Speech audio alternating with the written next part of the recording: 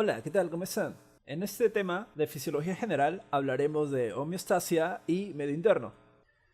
Nuestros objetivos para el día de hoy son los siguientes: aprender sistema de regulación de las funciones corporales, mecanismos de retroalimentación negativa y positiva, volumen y composición de los compartimientos de los líquidos corporales, como son líquido intracelular y extracelular.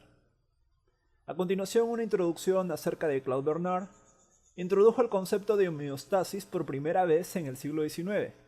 Claude Bernard fue un fisiólogo muy bueno, la verdad, porque estableció de que el medio interno es una condición de vida libre. Para que un organismo pueda sobrevivir, debe ser independiente de su medio.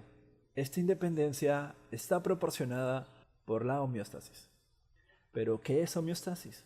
La homeostasis es el proceso por el cual el cuerpo intenta estabilizar los cambios internos con los externos, para mantener una condición estable y constante.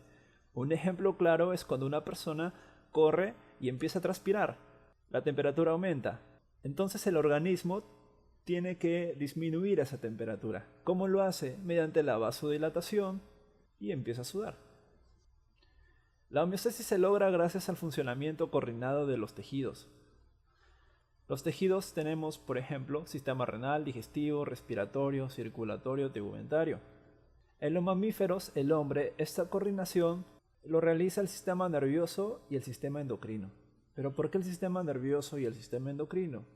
Sencillo, porque primero interviene el sistema nervioso con el hipotálamo para posteriormente enviarle señal al sistema endocrino, luego la glándula pituitaria enviará hormonas para ordenar otras glándulas. Sistema de control. Tenemos dos sistemas, el de control no biológico, el cual se caracteriza por equilibrar materia inerte, como por ejemplo la temperatura del agua. Mediante calefacción la podemos equilibrar. Y el sistema de control biológico.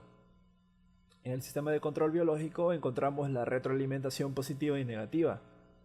En la retroalimentación negativa, o también conocida como feedback, el aumento de una respuesta causa su disminución y viceversa. ¿Qué es esto? En un ejemplo claro, cuando la glicemia aumenta, mejor dicho, la cantidad de glucosa en sangre aumenta, va a haber una respuesta contraria a esta. ¿Y cuál va a ser?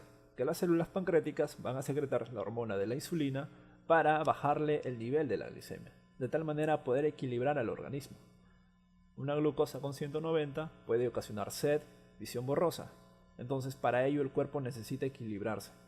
Para ello ocurre una homeostasis. En esta animación tenemos un alimento. Acá tiene proteínas, carbohidratos, grasas. Está siendo metabolizado. Pasa por los jugos gástricos, el duodeno. Y el carbohidrato va a llegar a su mínima estructura, el cual es la glucosa. La glucosa que es muy importante para el organismo.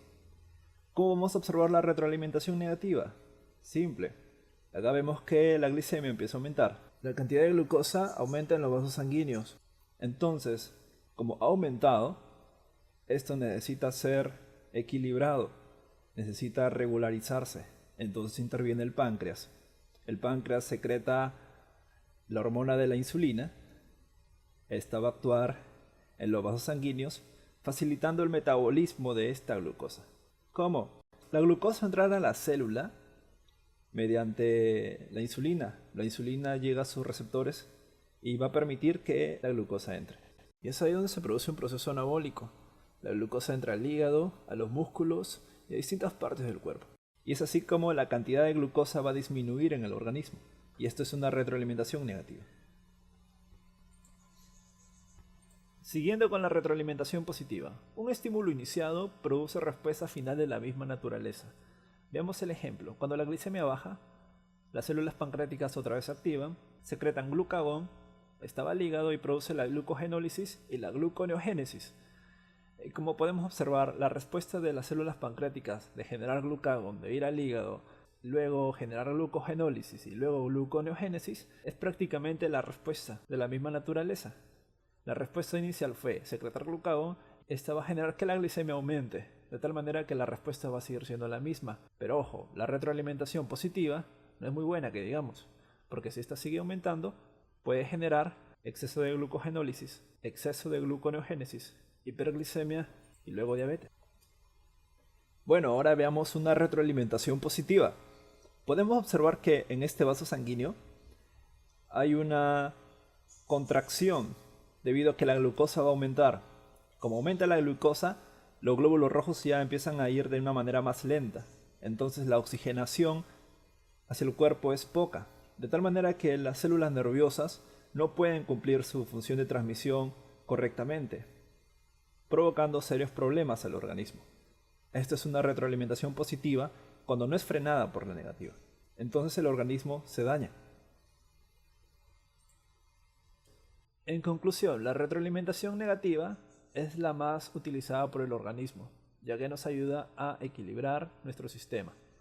Mientras que la retroalimentación positiva también es buena, pero si no se frena, podemos llegar hasta la muerte. Volumen y composición de los compartimientos de los líquidos corporales. Aquí también tenemos otra introducción. El medio interno también lo dijo Claude Bernard a finales del siglo XIX, pero es representado por el líquido extracelular.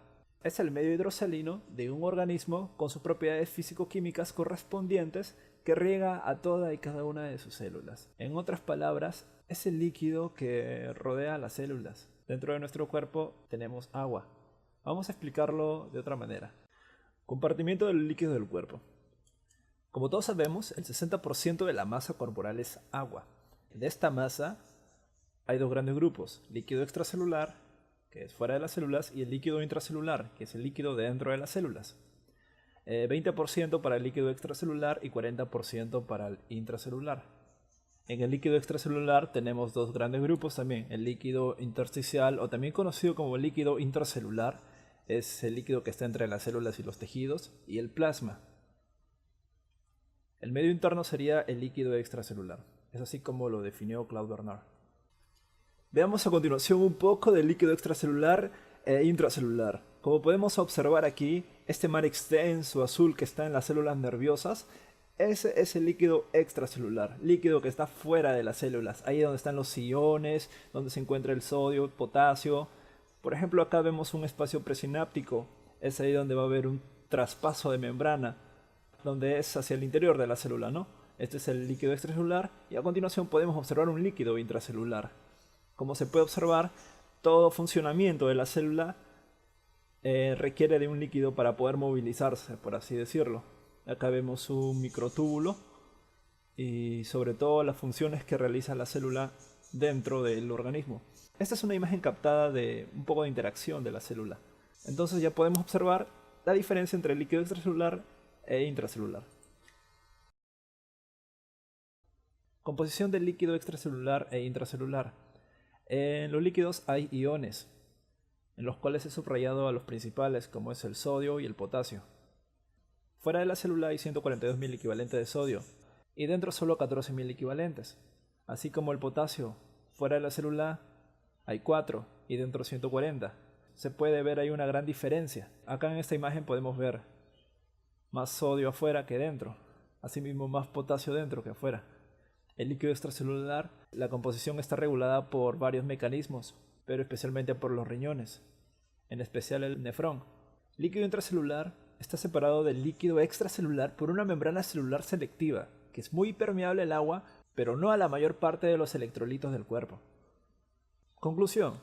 Medio interno presenta unas propiedades físico-químicas que le caracterizan y afectan directamente a la supervivencia de las células, como son el pH, la temperatura, la presión osmótica, densidad de iones y gases, y muchas cosas más en sí.